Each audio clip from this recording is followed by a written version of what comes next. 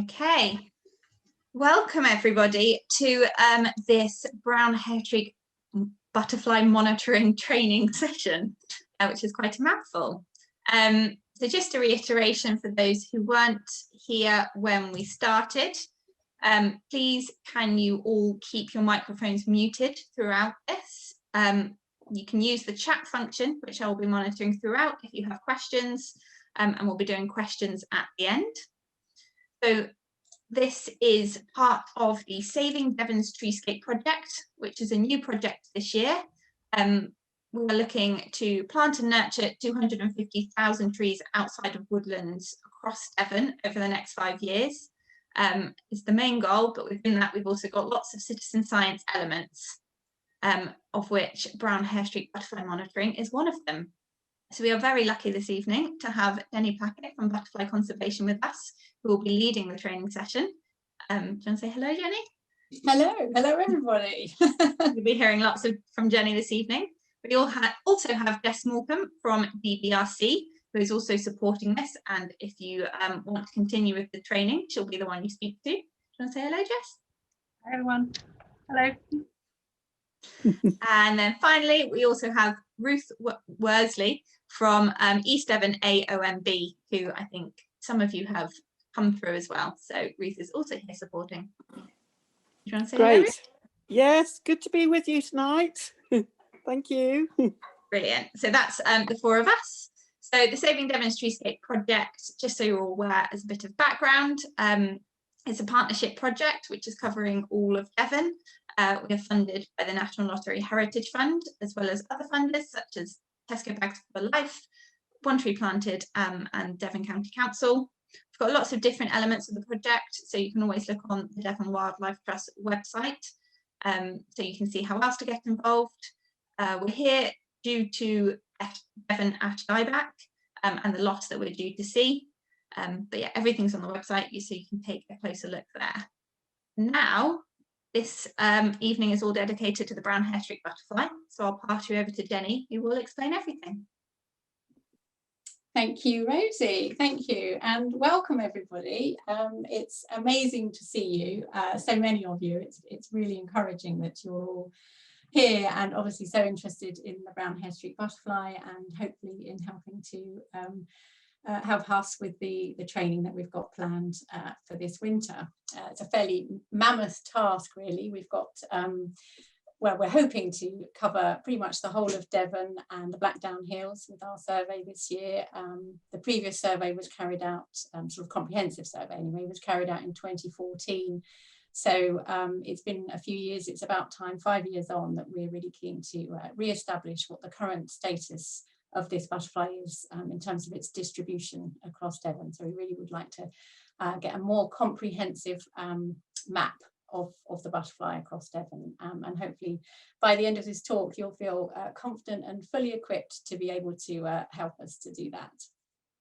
So my talk is going to cover briefly the distribution as we know it at the moment of the brown hairstreak across the UK and across Devon. I'll give you a bit of background on the butterfly and its life cycle. We'll look a little bit at what makes good brown hairstreak habitat and what is unsuitable habitat. We'll look at how we survey for the butterfly using egg surveys, how to complete the survey form, and then how to send back your data to Butterfly Conservation and the Devon Biological Records Centre using either the survey app that we'll look at or survey forms that you can send back by email or on paper. So hopefully you'll find ways to engage with this, and it's something that we can do over the next few months over the winter as well. So the distribution of the butterfly, the map here on the left shows the sites where the butterfly has been recorded since 1976. The blue circles and crosses show the sites where it hasn't been recorded since 2010. So the blue circles, crosses are really thought possibly to be extinct, and the red and yellow sites are those that have been recorded during surveys between 2010 and 2014 across the UK. So it's quite a southerly distributed species. but has had significant declines both in terms of distribution and abundance, 49% decline in distribution and 15% declines in abundance since 1976, or over the period between 1976 and 2014. The Devon picture is there on the right. So these are the results of egg surveys that have been carried out between 2010 and 2014. So this winter, we're really hoping to get some more dots on this map to reflect a much more comprehensive set of surveys over the coming winter. So just some background on the butterfly. It's a very elusive butterfly, quite difficult to spot, spends a lot of time at the tops of trees and really out of our sort of eye range. It's the largest of the family of hairstreak butterflies, and it's the latest of those to emerge in the year. It doesn't come out as an adult butterfly until mid to late July. It's found in hedges and scrub and woodland fringe habitats, generally always where blackthorn is abundant, because the females lay their eggs on blackthorns. Occasionally other prunus species are used as well, but it's really a blackthorn species. As I say, populations have declined, and this is primarily due to post-war hedgerow removal, and more recently down to sort of inappropriate hedgerow management, really, where annual flailing or trimming of the hedges can actually just cut off the eggs and they die. So appropriate hedgerow management can be the saving grace, really, for this species. It forms very small colonies at low density, so generally you don't see large numbers of this butterfly at any point.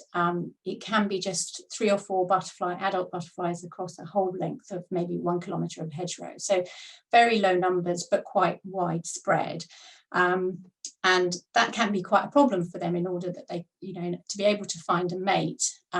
They're so widespread that or widely spread, they really need these master trees or assembly trees, which are often prominent ash trees, and they will hang out at the tops of these ash trees, and that's where they meet, and the males and females will find a mate and breed. The males spend most of their lives at the top of these trees, where they just feed on the honeydew, which is produced by aphids on the tops of these trees. So a little bit more about the life cycle next. So the adults are generally on the wing from July to September, and it's, as I say, the males generally emerge first and hang out at the top of these prominent master trees, these ash trees, and then the females will generally go to these ash trees to find a mate. The females are generally most commonly seen because they're the ones that will come down to the sort of lower level, down to where the hedgerows are, to lay their eggs. So the eggs are laid from about August into late July into September, and they're usually laid singly on blackthorn. Occasionally you see 2, 3 or sometimes 4 eggs all in one patch, but usually they're laid individually in a single spot. And the larvae begin their development phase before they go into the winter hibernation period. So they start their development inside the egg before winter, and they complete that development the following spring. So they're actually in their egg stage between August until April, pretty much. It's quite a long stage to be in as an egg, and then the caterpillar emerges, as I say, fully formed in April, and it eats its way out of the shell. So the picture on the right there shows the sort of very black centre there, which is actually a hole, where the caterpillar has eaten its way out of the shell. And a lot of caterpillars will actually eat the whole of the rest of their shell as their sort of first meal, but brown hairstreaks just cut themselves a little hole to get out, and then they move on to young leaf buds. So that old now unoccupied egg is actually visible for sometimes several weeks or even months after it's been vacated. So the caterpillar will then move on to the young buds and feed on those, and then excuse me, and then as those buds unfurl, and it then moves on to feeding onto the young and tender leaves. Then it has 3 instars, so it sheds its skin 3 times before, as it feeds and sort of increases in size. And then by about late June, early July, it crawls to the ground or drops to the ground, where it will pupate, and then it will be just down at the ground level in amongst the leaves for a few weeks before the adult butterfly then emerges again to begin the cycle all over again. So these are some examples of some really nice suitable habitat. So really they use hedgerows, woodland edge, woodland ride, scrubby corners, any areas where there is a good abundance of blackthorn, and preferably where those hedges and woodland areas are actually well connected to each other, so that the butterfly can fly along the hedgerow, find these master ash trees and find their mate. So what makes good brown hairstreak habitat? Ideally, it's young growth that's required, but especially between 1 and 3 year old blackthorn growth. They prefer a nice sunny and sheltered position, so the hedgerows that are running along a sort of east-west axis are preferred because they've got a very sunny south-facing aspect to them. And usually the eggs are laid between about 1/2 metre and 1.5 metres or so above ground level. But we have found them as low as 3 centimetres off the ground and as high as 2 metres above the ground as well. So it's quite a wide sort of range, but the majority of eggs are found between 1/2 metre and about 1.5 metres, sort of about waist height really. So blackthorn suckers are commonly used as well. So those are the kind of young saplings that are growing out from the edges of hedges. They're very commonly used. And scrubby patches at field corners as well are really popular. But again, these master trees are a very important feature of the sort of brown hairstreak habitat. And as I say, they're very important for enabling the butterflies to congregate.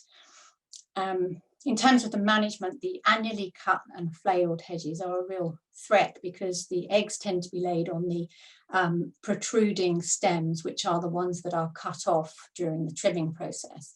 And then obviously they're killed in that process. But the ideal management is where you have your hedgerows managed on a rotational basis, so that every 3 to 5 years they get trimmed. And if you have a farm or a holding, then you try and make sure that 1/3 of your hedges are cut in any 1 year, so that there's always some suitable habitat for the butterfly to move into.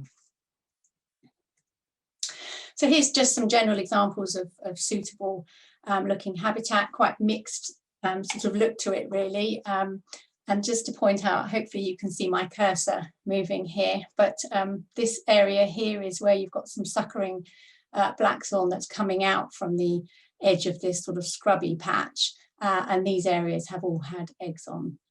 So that's a sort of typical really nice little patch of sort of rough edges to fields, which are very suitable. And this is less suitable, so this is a hedge that's been quite heavily flailed, and both on this side, obviously it's been cut, but even on this side where the stock have come in, if it's been grazed heavily on the other side, then again that will be unsuitable, and that will need to recover for a year or 2 before it could become suitable to support the butterfly again. Again, these twigs are unsuitable, so we've got some quite mature growth here. This middle twig is showing quite a lot of lichen growth on it, so really unsuitable mature examples of blackthorn twigs that wouldn't be used. But these twigs at the bottom here, relatively young, so it's really 1 to 2 year old blackthorn twigs that are the most commonly used for egg laying, and particularly, as I say, those ones that are used that are growing out from hedgerows and sort of suckering out. So why do we survey for eggs? Because it seems like they're much more difficult to spot than the butterfly. And in normal cases, for most butterflies, that's absolutely the case. But brown hairstreak is very elusive, and as I was saying, it hangs out at the tops of the trees, and it's really difficult to see from underneath, compared to the eggs, which are really easy to spot once you get your eye in. They are tiny, the size of a sort of pinhead really, but they stick out. They really shine out from, you know, when you're looking when you've actually got your eye in and you're looking for these tiny eggs. They glisten, they shine, they're bright white, set against a very dark bark on the blackthorn, so much easier to spot. They don't move like butterflies do. They are visible between sort of August and April time, so you've got a long survey season.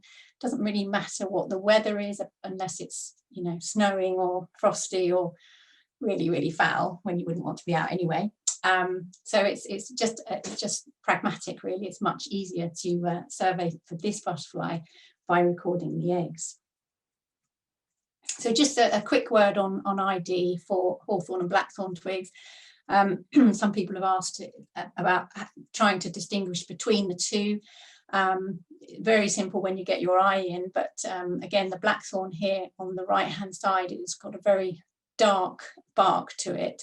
Unfortunately, I took these photos indoors and you can't really see the difference, but this is a much more creamy brown coloured bark. The spines on blackthorn are really quite vicious, and the leaf buds grow out from the spines of the blackthorn, where on a hawthorn they tend to be shorter, equally vicious, but not as long as the spines on the blackthorn. And also the leaves and the spines grow out, you know, the spine grows out from the leaf bud, the same point on the twig as the leaf bud, where these grow out on the spines. So that's just a quick ID thing. And in terms of where the eggs are found on the blackthorn, they're really found in forks and joints and notches of blackthorn, particularly where new growth is growing out from older growth. So where there's a new growth meeting an older stem, or near buds and forks on young growth as well, and also at the base of thorns. And they can be generally they're on this sort of upper side, so when you look down you can see them here, but they can also be underneath the joint as well. But not every egg that you find on blackthorn is going to be a brown hairstreak. So just to make you aware of that, really, it is really useful to have a lens, a hand lens, or a macro camera where you can take photos of close-up photos, or even if you download an app onto your phone, which is a magnifying app, then you can actually get a really good view of a close-up of some of these eggs. Probably most of the ones that you see will be brown hairstreaks, but just to go through some other ones that you might come across. So these 4 pictures are obviously not going to confuse you. They lay multiple eggs. They're all moth eggs here, and they're really not similar at all to the brown hairstreak, which is this one here. In some areas of the country, or particularly in the East Midlands, you might confuse it with the black hairstreak egg, which is also white when it's initially laid, and then it goes brown over a period of time. But we don't have black hairstreak down here in Devon, so you don't have that problem with trying to identify between the two. You might come across blue bordered carpet moth eggs, but hopefully you wouldn't be fooled by these, because they look quite different. They're much flatter and elongated, and not really very similar if you can zoom in on them. If you've got your hand lens and you can get a good view, I don't think you'll be troubled with identifying those. But just to be aware, that they're there. But the one that you might confuse with is the green brindled crescent moth, which is present in Devon. It's not uncommon, and so you may well find eggs of this moth species, which also overwinter on Blackthorn. But if you look closely again with the hand lens, you'll see that the pattern here, so I'm losing my mouse, here we are, the pattern is sort of a series of sort of ridges and furrows, which is quite different from this sort of more pitted globular shaped egg, really. So when you can look closely, you'll see that the appearance is actually very different, but from a distance you could easily mistake some of these other species. So just to be aware that it may not necessarily be a brown hairstreak, and if you can get a decent photograph, then we'd be more than happy to identify it for you. But I think once you get your eye in, and if you've got a lens, then you'll be able to see for yourselves what it is. So what we're trying to do is to really assess the distribution of the butterfly across the whole of Devon and the Black Downhill. So as I say, it is a massive undertaking, but we're really focusing on the distribution rather than the abundance of the butterfly. So we want to cover as many grid squares of the county that we can. So Ordnance Survey have obviously mapped the whole of the UK into 1 kilometre grid squares. And what we would like you to do, if you're interested in participating, is to get in touch and let us know your postcode, let us know where you are and where you're interested in searching. And we can then assign you with as many of these 1 kilometre squares as you would be interested in taking on. And then what you would need to do is check out your square, have a look at aerial images, which we can talk about in a minute, to see where the accessible hedgerows and areas are. So really we obviously only want people to get out into areas which are open access and where there is a public right of way to go. So we don't want to encourage anybody to do any trespassing. So all the sites that we would like you to visit will need to be open access and publicly accessible areas. So you'll be given a map of your areas, and you'll then look at the areas on the computer or on the Bing maps, which I'll show you in a minute, and work out where the hedgerows are that are accessible. And then you would visit your 1 kilometre square to assess the suitability of the hedgerow. And again, we'll talk about that in a minute in terms of what makes a suitable hedge for brown hairstreak. Initially, you'll focus on the previous locations of previous records, and they will be marked on the map that you will be given. And then when you get out into the field and you see where your suitable hedgerows are, you then search 100 metres of that hedge for 30 minutes and record the number of eggs that you see and various other details, which we'll look at in a minute. So if you don't find any eggs after 30 minutes, then you would record a nil result, and then you can repeat that effort twice more in the same square before you then would move on to the next square. So ideally you'd survey the 1 kilometre squares that you've been assigned by us in the first instance, and then if you want to do any more, then you could get in touch about covering further areas. Ultimately, what we would love to do is to revisit all the squares where there have been previous sort of records historically and confirm, hopefully, that there are presents there still.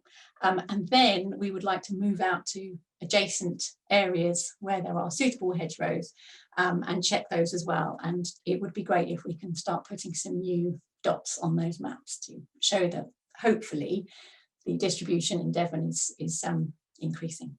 But we'll see. So this is an example of the records for the Exeter area. So here we have Exeter in the middle here, and all of these dots, the blue dots, show the records, old records of brown hairstreak dating back to prior to 2017, and the red squares and dots show records from 2018 and 2019. So these blue squares are the 1 kilometre grid squares where there are records. So what we would be very keen to do is to hear from you if you're interested in taking on one of these squares. So say, for example, you live in Clifton Mary here, and you would get in touch with us and we can say, okay, well, there's a couple of squares that are not too far from you if you're interested in taking those on. We would then map those 2 squares and send you a map that looks a little bit like this. So these are the 2 squares that you've been allocated. And so taking this one first, so this is, the grid square is SX9792. So we would be keen for you to then take your map and look at where the accessible routes are, where the open access is or the public rights of way, and then look at where they sit alongside hedgerows, or whether they are routes along hedgerows. So we've got a clue here because we can see that that blue dot is a record, a previously made record of brown hairstreak. But we want to know whether, so I mean, it's a good start to revisit initially where that record was from. And it would also be useful to know where other hedges are in this square. So you've got, you can see that you've got a public access route here. That's a public right of way. There's also a public right of way here. And then potentially this lane may be, is clearly public right of way and may have hedgerows along it as well. So in order to save time, it's good to do a bit of research ahead of going out to visit your 1 kilometre square. Just to think, okay, well, where am I going to park, and where am I going to focus my effort in the first instance? So clearly it might be an idea to check out this area in the first instance. So I'm just going to zip over, hopefully this will work, into the Bing Maps. So this is usually working. Here we go. This is Bing Maps. So it's bing.com/maps. And this brings up all the maps from the whole of the UK. It's a really, really useful website. And you can zoom in. So if we look on the square, we can see that the A30, where it goes underneath the M5, our square is just about south of the A30, next to the M5. So if we go on to Bing Maps, we can zoom in to where the A30 joins the M5, and we can have a look. And you can click on this and you can either view in aerial or road, or you can do ordnance survey. So this is the map that we've sent you basically of that grid square. So you can zoom in, and that's basically what we were looking at before. And we know that there was a record that was about here on the map that we sent you. So we want to see what sort of hedge situation is here, and maybe it might be also quite useful to see whether there's any hedges along some of these other footpaths and also down the lane and the road. So we can click in this box and there's the aerial option. So if we click on aerial, it's actually quite useful to see where those hedges are. So where our record was about here. We can zoom in a little bit more. So we can see, oh yeah, that looks quite a nice sort of mixed hedge there. A few standard trees as well. The record was from somewhere around here. So that might be where you might focus your search. And if you didn't find anything there, we can have a look and see where the other footpaths were. So this was one here, and then over here as well. So looking at that, that looked like a nice wooded potential area there. So that's the way that you could save a bit of time and work out where you're going to focus your effort. And also you might think, oh, I could maybe park here, or, you know, so you could just spend a bit of time planning your your trip before you head out. It's time well spent. Okay, so if we go back into slideshow, and oh, hang on a second, display settings. Okay, so hopefully you can now see my screen again, or my presentation. So once you've decided which bit of hedgerow you're going to focus on, you'll then you then need to assess whether or not it's actually suitable as breeding habitat for the brown hairstreak. And for that, you need to have at least one of these 6 criteria present in the suitable column, not necessarily present, so it needs to be in the suitable column. So of young black,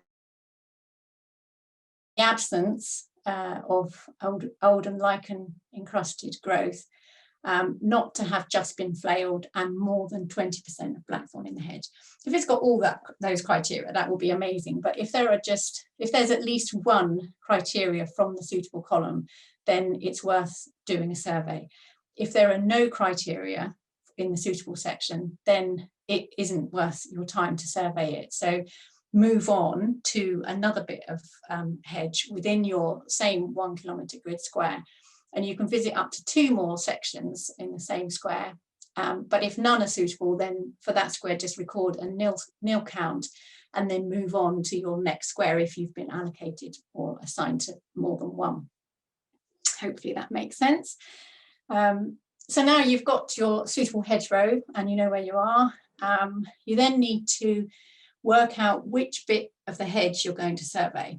That doesn't really matter which bit, it's just a 100-metre section. So you have to plan first which 100 metres you're going to do, and decide on your start and end point of your hedge, and ideally record the start and end points with a GPS as well. So you can then start your survey once you know where you're going to survey, and ideally remember to record the time, because it's a timed count for 30 minutes and it's quite easy to get going without actually recording your start time.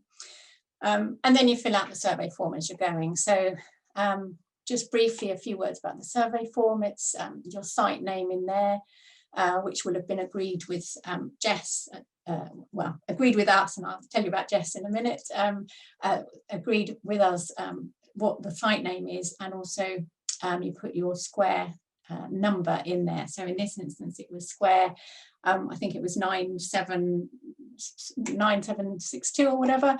So you put the square in there, your name in here and the date, and then whether the hedge, if it was a hedge, was alongside a field or a footpath or a track, etc., or if it wasn't a hedge habitat, whether it was infield scrub, woodland edge or woodland ride.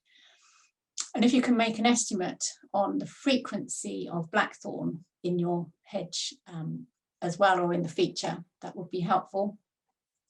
And then the time, the distance or length that you've searched. So generally that would be 100 meters, but for some reason it may be different from that. So if you specify what your length search was in there, and here if you put your start and end grid references. So if you do have a GPS or a phone with a location on it and you can specify the 8-figure grid references, that's great, or 10 figures. And if not, then 6-figure grid reference on the map is fine to start and end there. And if you can give us a bit of information about the condition of hedge, that would be helpful, and the adjacent land use as well. The aspect, south facing, north facing, east, whichever, would be helpful as well. And if you can get it from the OS map or from the GPS, the elevation is also useful to have. If there's any signs of browsing along the field, the hedge boundary, please tick the box there. If there's any signs of sheep or cow grazing or browsing, tick in there. And then this bit generally will be a 30-minute slots. So it's the duration of the search, which is in person minutes. So mostly it'd be 30 minutes. But if there were 2 of you, it's really the total search time. So ideally, if you're doing this with someone else, then you would work out your 100-meter area to survey, and then you would walk from sort of either end and then meet in the middle, and each search for 15 minutes. So your total person minute count will still be 30 minutes, but there would have been 2 of you doing that, if that makes sense. And then this box, we put the total number of eggs that you've recorded, which are from one of A, B and C zones, and these zones relate to the second page of the form. There's only 2 pages, don't worry, and it's just to be clear about which bit of the hedge or of the scrub the egg was found on. So zone A is above waist height in the main sort of body of the hedge, and zone B is sort of suckering growth below. And then zone C is where you've got those individual little shrubs that are kind of pushing out from the hedge, and they're about 3 meters away from the hedge. So zone A, B or C. So that, how many eggs were seen in zone A, zone B and zone C can be added into this page. And then on the second page, if you can break down those individual egg records onto this table, which would be egg number 1, 2, 3, 4 down here, and it might be eggs numbers 1 to 4 if they were all on the same spot. And then you record the height that the egg was found above ground level. So a tape measure is quite useful to be able to record the height that the egg was found. And then the aspect of that bit of Blackthorn, and then again the zone, which relates to these the zone area down here. And any notes, maybe you could say 4 eggs all found at once, or anything else that comes to mind that you think might be relevant can go in there. And if you have a photo, you could insert it or attach it to this place. So once you've filled that form in, you've got various options on how to get that data to us. So you could just send in, print the form off, write on it in the field, and then send the paper form to us. You could write on it in the field and then upload that data to a Word document and email it to us. Or you could go on to the Devon Treescapes.com website, and there's an app which is currently under development, but I'm assured it will be finished hopefully by Wednesday, but we'll see. But hopefully, certainly by the end of the week, this app should be up and running, and it asks exactly the same questions as there's a survey form. It's very small to see, but you can see here it says site name, 1 kilometre square, recorder name, date, etc. So it's all exactly the same information is being asked for on these on the Word document version. But it's obviously very easy just to kind of click in the various boxes and upload your data that way. So if you're happy to use an app, to download an app and then submit your data in that way, then it should be possible to do it by the end, say the end of this week, fingers crossed. Keep your eyes peeled. But Devon Treescapes is the website, and we'll send a copy of this video and all this recording and all the information you need anyway, so there's no need to write anything down for now. So quick kit list, which might be helpful to things to remember to take out with you. Survey instructions, obviously, just to remind you on what you're meant to be doing. Pen, survey form, print out or download the app onto your phone. A hand lens is really, really useful because it enables you to see close-up eggs, and well, partly it's a joy when you can see images like this one close up. They are really exquisite formations, these eggs, so to be able to see them through the hand lens just brings the whole process of surveying for them to life. So I really would encourage you, if you can, the hand lenses that they sell at NHBS, the website, sort of ecological supplies, environmental supplies websites for surveys and things. I think they're about £10 or £12, and you can follow the link on that on this PowerPoint page to find them, or just search on NHBS, or you probably get them on Amazon and various other websites as well. But you want one that's got a 10 times magnification, really, at least, which will be high enough quality to be able to really see this level of detail. Alternatively, if you've got a camera with a macro lens, that's great as well, or you can download an app with a magnification facility on it. Anyway, you do need to really be able to get a good view of these eggs to be sure that that's what they are. So GPS is really useful, or a phone with location, and or an OS map, so you can fill in the start and end points, the aspect, and also the elevation if you can as well. As I say, a tape measure is quite useful, because then you can measure the height of the egg above ground. And another little thing which a very experienced surveyor suggested to me was actually some red wool that you can mark the locations of these eggs with, so that if you're interested to revisit and see how the egg is looking, and to see whether the caterpillar has emerged next April, then you can mark the location with red wool, and you can revisit your egg site later in the season. And then a couple of other things, just health and safety things really. Protective glasses, because blackthorn is really nasty. You don't want to get poked in the face, or certainly not in the eye. And a high-vis jacket is quite useful as well if you're going along a roadside. And obviously you do need to be aware of traffic and things as well. So last few bits really.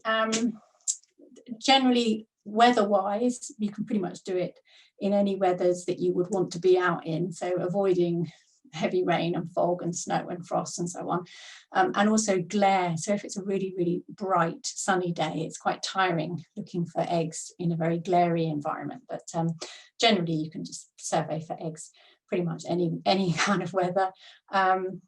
Timing of it, ideally between October and late March. You just need to wait for the leaves on the blackthorn to fall, because it's quite tricky to find the eggs when their leaves are still present, but I think they've pretty much fallen by now. So now's a good time, right the way through until January is really recommended, but you can go on longer than that.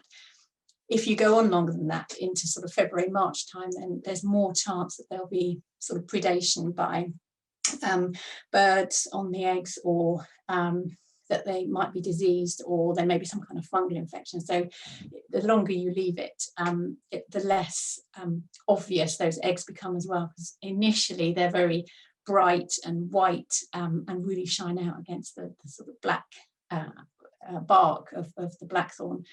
But as time goes on, they sort of fade a little bit. They're not quite as bright and not quite as easy to spot. In terms of timing, any time when there's good light levels, really between 9 and 3, 4 o'clock is fine. And then one other thing is the travel expenses. So you can be reimbursed for any travel that you make. So we'll send you details about that when you register to take on your squares. And then in terms of health and safety, really just need to read and follow the risk assessment again, which will be sent when you register. Obviously adhering to any government COVID guidelines that are happening at the time, and then taking care when you're surveying along roads or lanes and watching out for traffic. And as I said before, best to wear a high-vis jacket, just so that you're more obvious to passers, but to traffic really coming by. And again, taking care of the blackthorn twigs, wearing protective glasses if you can, if you don't wear specs already, and really avoid handling blackthorn, because the thorns are really painful, and they can create quite a nasty infection if you cut the skin. So finally, what happens next? So if you are interested in helping out with the survey, if you could contact Jess Smallcombe from the Devon Biological Record Centre, and agree where you're going to focus your search on. So following this talk in the next few days, everybody who's registered will be sent a link so you can watch this talk all over again, and you'll also be invited to contact Jess, and we'll give you Jess's email details in that email as well. And if you then get in touch with her, if you let her know your postcode or the area that you would like to focus your search on, then she will come back to you with a map of the or some suggestions to assign you various grid squares, or however many grid squares you would like to take on. She'll then email you a map of the area together with a reminder of the survey instructions and a Word document of the survey form, plus a risk assessment and travel expenses claim, and then set you on your way. So then all you need to do is follow the instructions, carry out your survey and complete the form, and then submit the data either using that app or by sending the survey form, either paper form or electronically by email, back to Jess. All the details to get in touch with Jess are on that slide. And finally, if you have completed your squares, or when you have completed your squares that she has assigned to you, then if you could let her know, make sure you've sent your data in. But if you don't think you're going to manage to complete any squares that you've signed up for, that's totally fine, of course, but just let us know so we can reallocate those to other recorders in the area. So I think that was everything. So if there are any questions, then I would be pleased to take them. Thank you so much, Jenny. That was incredibly interesting and informative. So I hope everyone... I can't see if everybody's fallen asleep or not. I hope everyone found that as interesting as I did. There are some questions in the chat box, so I will read them out, but if anyone wants to add extra ones, then please just type them in the box and we'll get Jenny to answer them. I'm still aiming to finish at 7, so we'll work quickly through this. One that's not a question, but I think a very good point to add to the kit list, is it can get very cold when you're moving slowly over 30 minutes. So make sure you also dress in lots of warm clothes. Yeah, well done, thank you, good point, yes. And someone has also said that they managed to find some eggs at 2.4 meters once, which is also... Oh, I need to change my slide. Great, excellent, okay. So I went my way through the questions. They range in heights, but yeah, excellent. So the first one, are they found on young trees or young branches? If an old tree is pruned and new shoots are made, will they lay on those new shoots? Yes, they will do.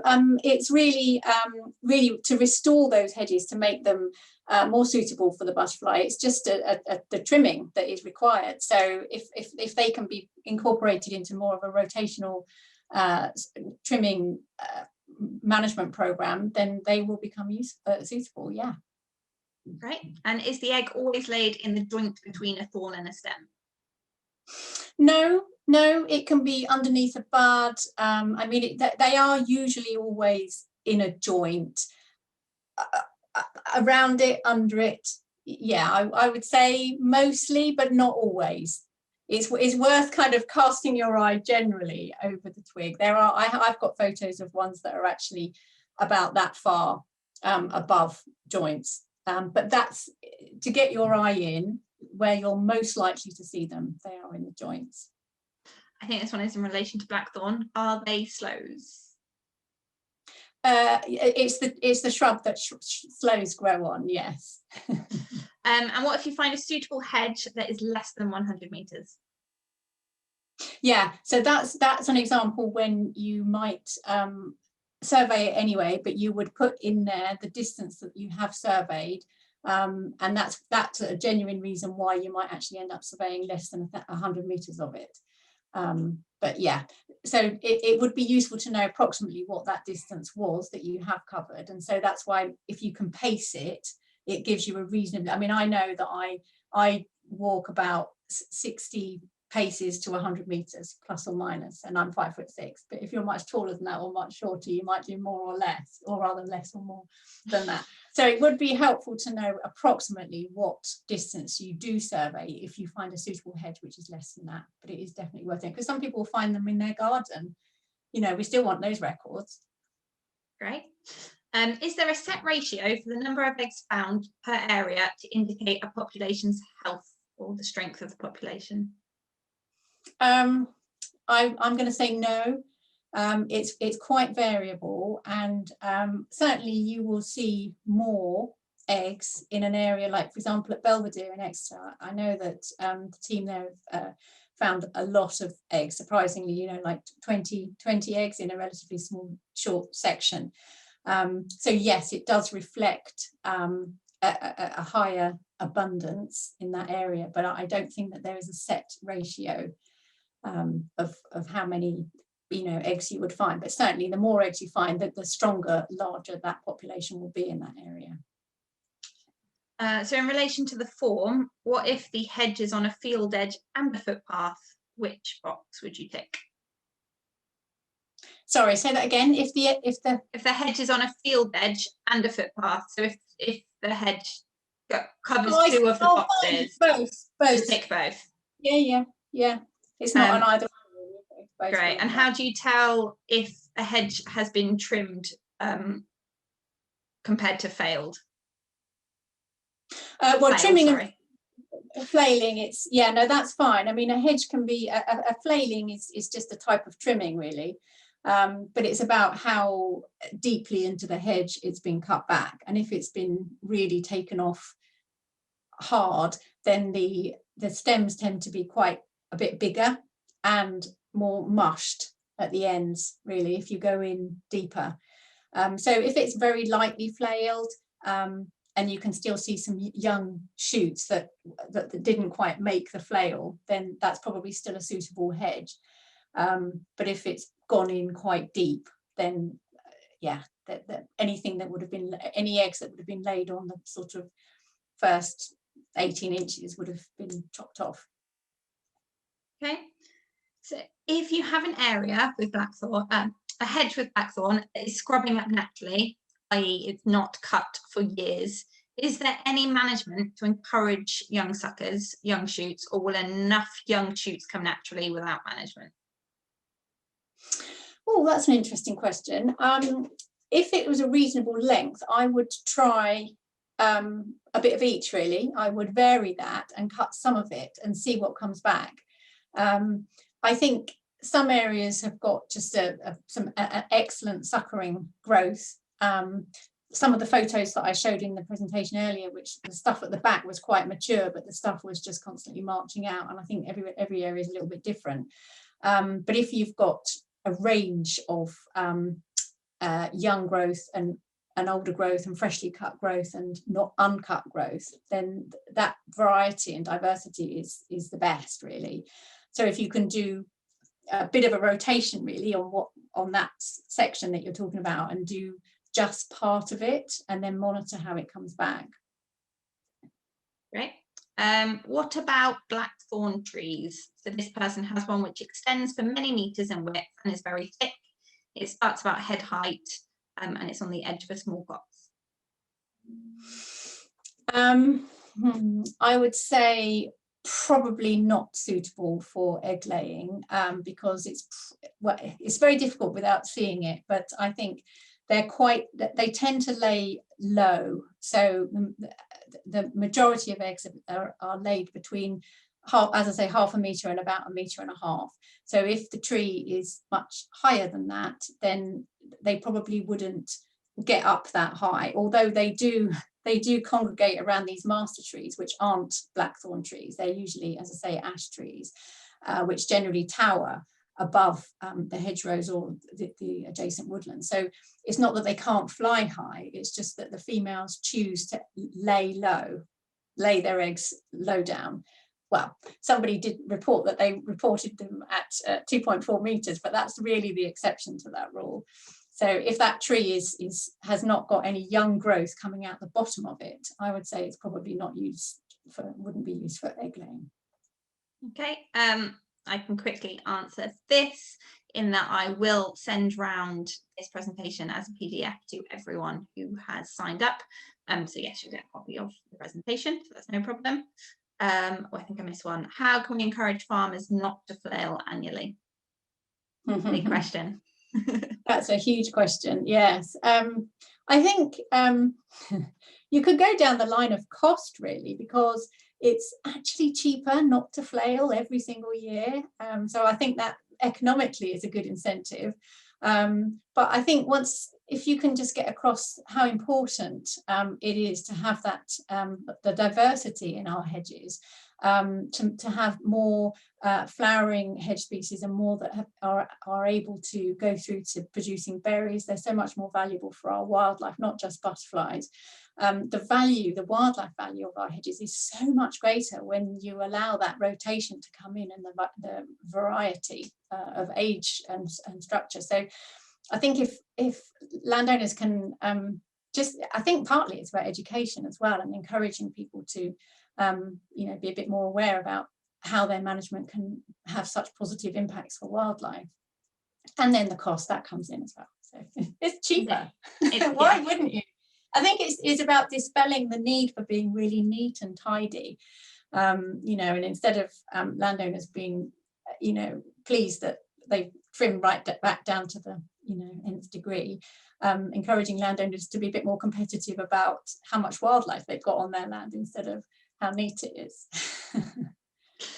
And then, as if I planned it, we've got a couple of questions linking it all the way back to the Saving Devon's Treescape project, asking, is ash dieback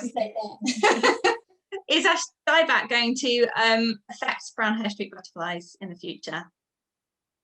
Good question. Yeah, I think it almost certainly will, and I think that it will be interesting to see as some of our really mature ash trees die off and can no longer support those, be the master tree anymore, whether they are able to find alternative species to use as those kind of assembly trees instead. So possibly oak trees might be used.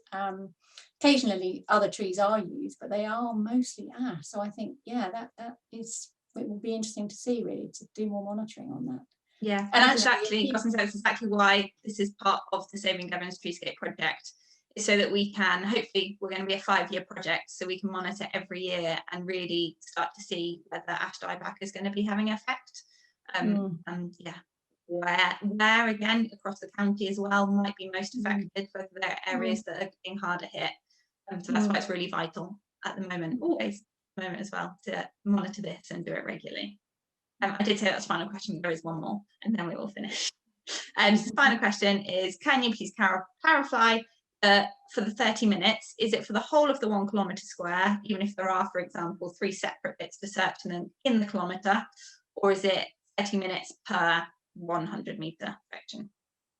Yeah, good question. So it's 30 minutes per 100 metres, and if within that 30 minutes of that 100 metres you find eggs, then you report on those, and then that's that 1 kilometre square done. If in your first 100 metres you don't find any eggs, then you can repeat that effort in a different area of the same square, in a different section of hedge, twice over more. So in other words, you make 3 efforts to find eggs along 3 lots of 100 metres. And if after 3 efforts you haven't managed to find any eggs, then that's a nil count and you move into a different square. Is that clear? Yeah. Well, we'll send around everything as well. So again, if you have any questions, then you can get in touch with any of us. So thank you so much again to Jenny for taking the time to explain all of that to us. We were meant to be putting on sessions throughout this month and the next, but sadly lockdown had other plans, so I hope you've enjoyed this online session as well, and thank you all so much for attending as well. It's fantastic to see so many of you interested in brown hairstreak butterflies, and hopefully we'll get lots of you monitoring and helping our records as well. So yeah, just to repeat, I'll send around this presentation to everyone as a PDF, and hopefully the recording, as long as I've done it correctly.